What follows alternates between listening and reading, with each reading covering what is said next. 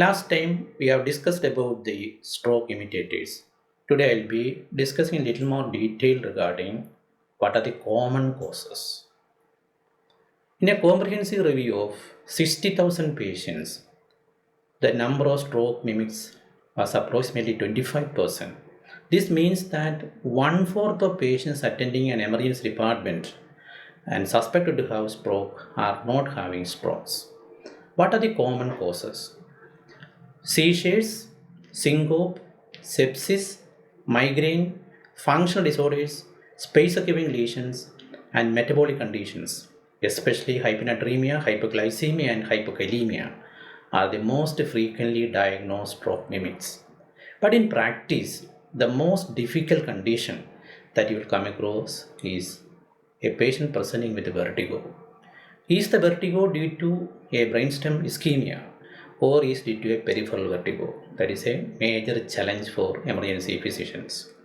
And vertigo constitutes 25% of all stroke mimics.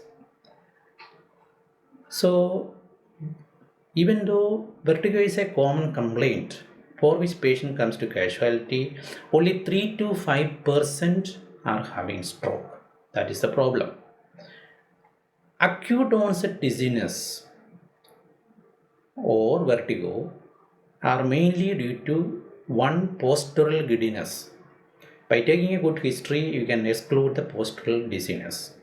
If it is a vertigo, there should be feeling of rotation.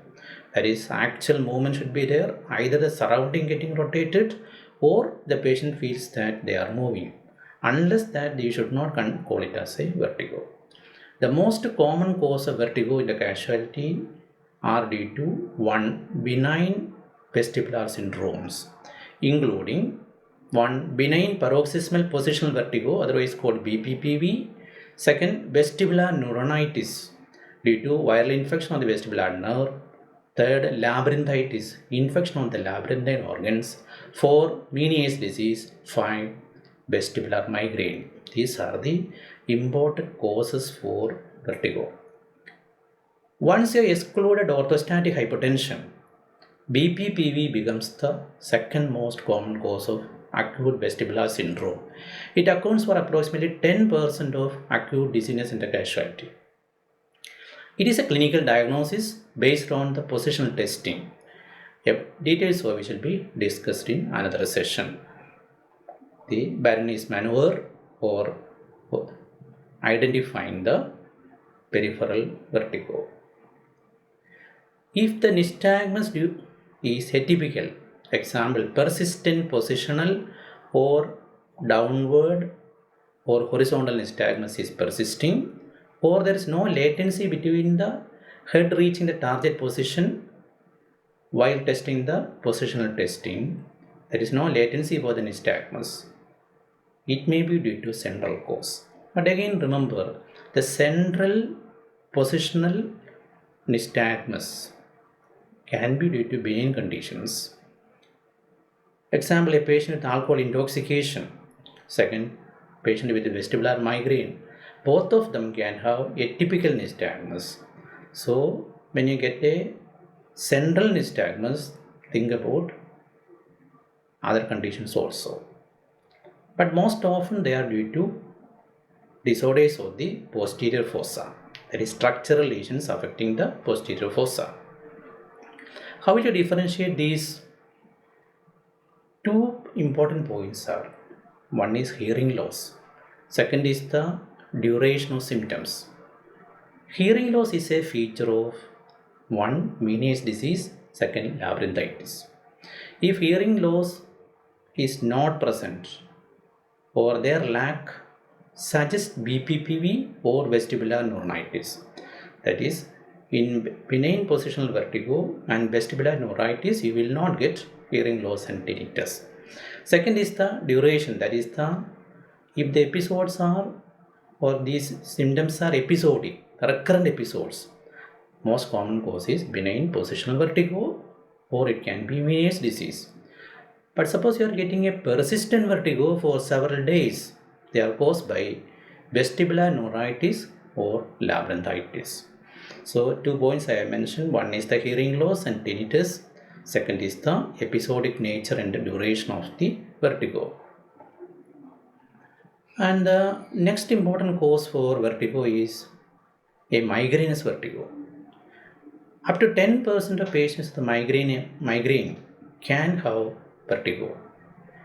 So this can be diagnosed or established by history of episodic vertigo with a current migraine episode, or history of migraine and one of the following: migraine headache, photophobia, phonophobia, or aura. If it is present in 2 episodes like this, previously you can consider possibility of a migraine producing vertigo, otherwise called migrainous vertigo.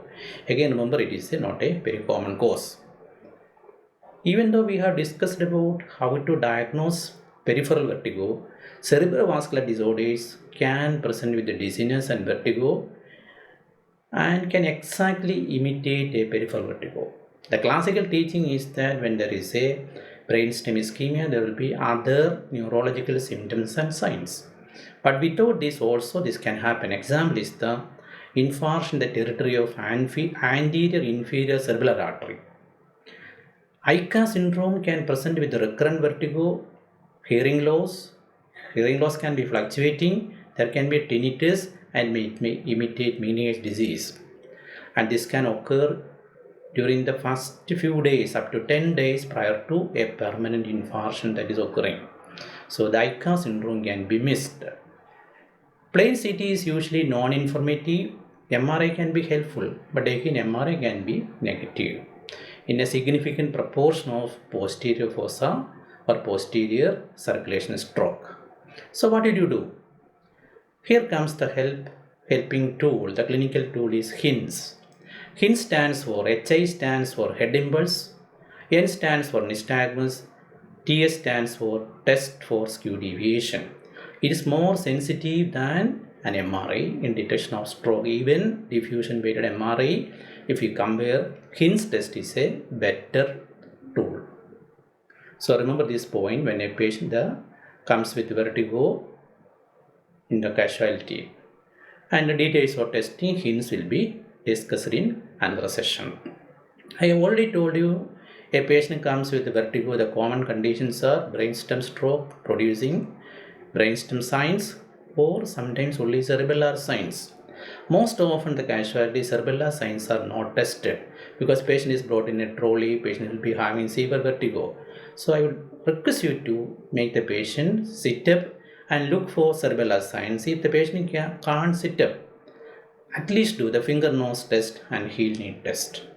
Many a times, even posterior inferior cerebellar artery syndrome, that is a Wallenberg syndrome, is missed because patient comes with vertigo and you will not test for the swallowing function, whether the 10th nerve is affected, and you will not test the sensations on the face, and you will not test for the coordination test. So minimum thing, somebody comes with vertigo to the casualty, check for the eye signs, check for the sensations on the face, and check for the coordination. Minimum things by which missing posterior circulation stroke can be avoided.